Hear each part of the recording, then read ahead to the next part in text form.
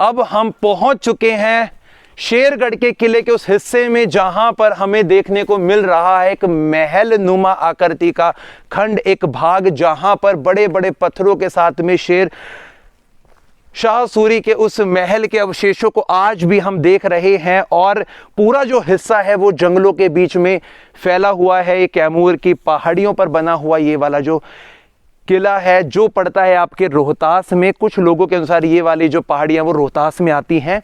और अब हम सामने की तरफ आपकी नज़रों को लेकर जाएंगे जहां पर पत्थर पर आपको एक विशेष डिज़ाइन भी दिखाई देगा सीढ़ियों से ऊपर चढ़ते वक्त।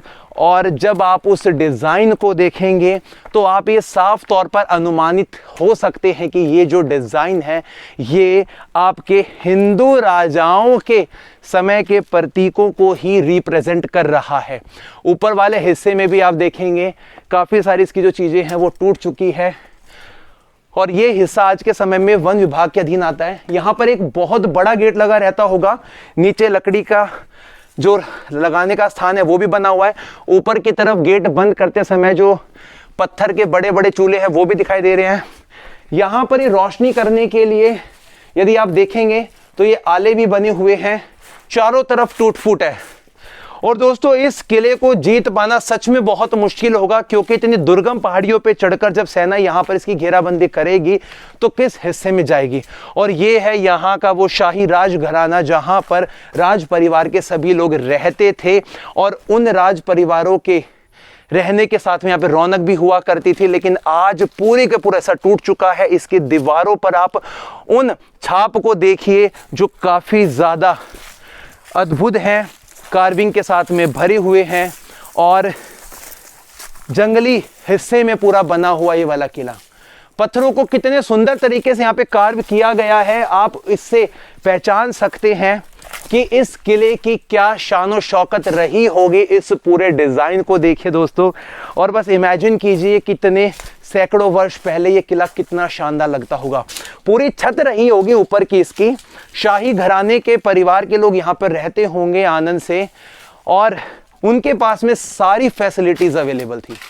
और शेरगढ़ के किले का ये पूरा अंदरूनी भाग, एक पूरा दालान जो एक कमरा हुआ करता था, आज सिर्फ अवशेष मात्र बचा है। काफ़ी सारे इसके जो हिस्से हैं वो यहाँ पर भी देखो बिखरे हुए पड़े हैं। और इसके साथ में ये वाला हिस्सा भी देखिए आप। और दोस्तों काफ़ी सारे इसके भाग है जो हम दिखाएंगे। अब हम चलते थोड़ा आगे की तरफ। शेरगढ़ के इस किले में न जाने कितने सारी ऐसे सुरंगों के राज दफन हैं। और इनके अंदर के जो कक्ष कमरे हैं वो ज़्यादातर तो खंडित हो चुके हैं, जिनमें से एक भाग हमें यहाँ पर भी दिखाई दे रहा है, जिसका सिर्फ एक गेट मात्र बचा है। अंदर वाला जो हिस्सा है वो पूरा झाड़ू साथ भरा हुआ है। और बाहर की तरफ देख सकते हैं कितने बड़े बड़े भारी भारी पत्थर लगाए गए हैं। इस तरफ भी आप देखिए पत्थर आपको चारों तरफ बिखरे हुए दिखाई देंगे। यहाँ पर भी इस किले के जो महल थे अंदर की तरफ, उनके भी काफ़ी सारे अवशेष आज भी देखने को मिलते हैं। अब दोस्तों हम थोड़ा सा और आगे की तरफ बढ़ रहे हैं, और मैं ये चाहता हूँ कि हम अपने इन वीडियोज़ में, इनके सभी भागों में इस शेरगढ़ के किले के उस पूरे इतिहास को भी समझा दें। और यहाँ पे जितनी भी चीज़ें आज हम देखने आए हैं उनमें से कुछ भी हम ना छोड़ें, और आपके सामने पहली बार इन चीज़ों का जो खुलासा है वो करें। यहाँ पर आइए एक बार आगे की तरफ, देखिए कितने बड़े बड़े भारी भारी पत्थर यहाँ पर रखे हुए हैं।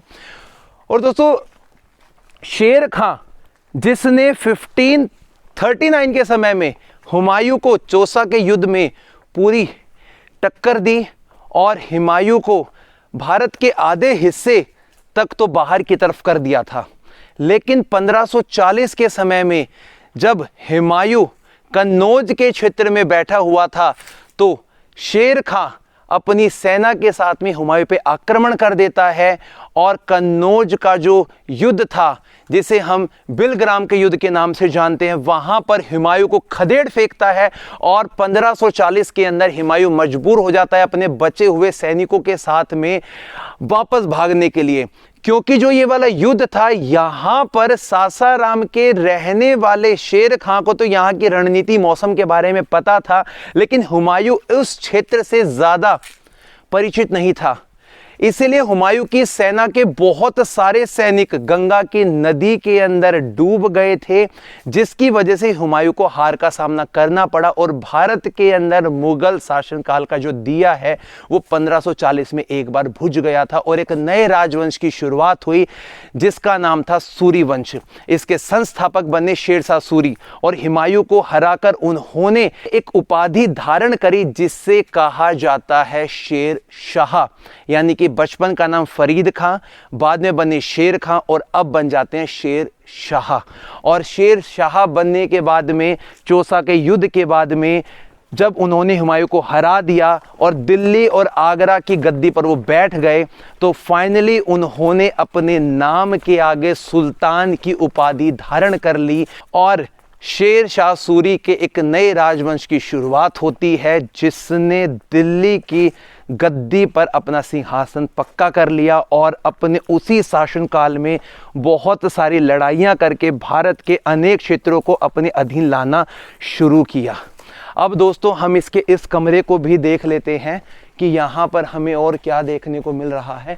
देखिए एक ये द्वार सा मालूम पड़ता है, इस द्वार के जो राइट लेफ्ट की चौखटें हैं वो भी आज साफ तौर पर दिखी रही हैं और ऊपरी हिस्से में देखो एक चक्र लगा हुआ है जिसके 4 खंड 4 अलग अलग भाग बने हैं और इसके इन हिस्सों पर देखिए कितना अच्छा डिजाइन भी बना है।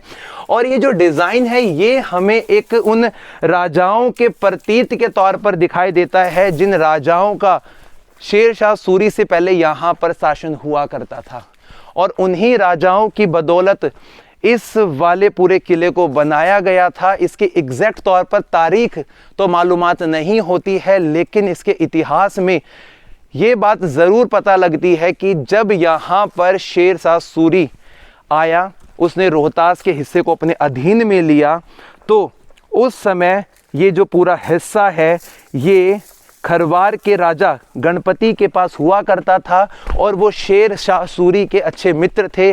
तो इतिहासकारों ने इस बात को लिखा है कि उन्होंने इस किले को शेरशाह सूरी को तोहफे में दे दिया था। लेकिन कुछ इतिहासकारों का यहाँ पर भी मत रहता है और उनका कहना ऐसा है कि यहाँ पर पहले राजा शाहाबाद का शासन हुआ करता था जिसको पराजित कर या जिसको अपने अधीन लेकर संधि करके शेरशाह सूरी ने इस पूरे स्थान को कब्जा लिया और इसी स्थान पे रहने लगा और यहीं से वो शासन करने लगा।